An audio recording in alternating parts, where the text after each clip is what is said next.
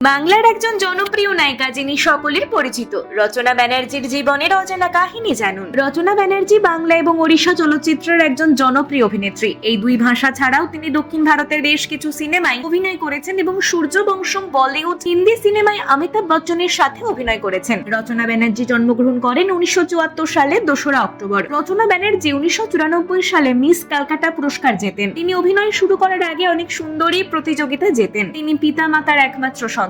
তার আসল নাম ঝুমঝুম ব্যানার্জি। অভিনয় জীবন পরিচালক সুখেন দাস তার প্রথম চলচ্চিত্র দান প্রতিদানে তার নাম রাখে রচনা। 1994 সালে রচনা ব্যানার্জি বাংলার সেরা নায়কদের সাথে সমান তালে বহু অভিনয় করে গেছেন। বাংলার সুপারস্টার প্রসেনজিৎ চট্টোপাধ্যায়ের সাথে তিনি মোট 35টি সিনেমাতে অভিনয় করেন। এছাড়াও তাপস পাল এবং চিরঞ্জিত চক্রবর্তীর সাথে জুটি বেঁধেও তিনি বহু সিনেমায় অভিনয় করেছেন। টেলিভিশন জগৎ। সিনেমায় অভিনয়ের পাশাপাশি তিনি বিগত কিছু বছর ধরে টেলিভিশনে জি বাংলা চ্যানেলে দিদি নাম্বার 1 নামে একটি রিয়েলিটি শো করছেন। এই টেলিভিশন শো অর্থাৎ রিয়েলিটি শো বাংলার মহিলাদের মধ্যে ব্যাপকভাবে জনপ্রিয়। এছাড়া প্রসেনজিতের সাথে জুটি বেঁধে তিনি আরেকটি রিয়েলিটি শোতে অংশগ্রহণ করেছিলেন, কিন্তু সেই শো সেরকম ভাবে জনপ্রিয়তা পায়নি। এই অভিনেত্রীকে কারা কারা পছন্দ করেন অবশ্যই কমেন্টে জানাতে ভুলবেন না।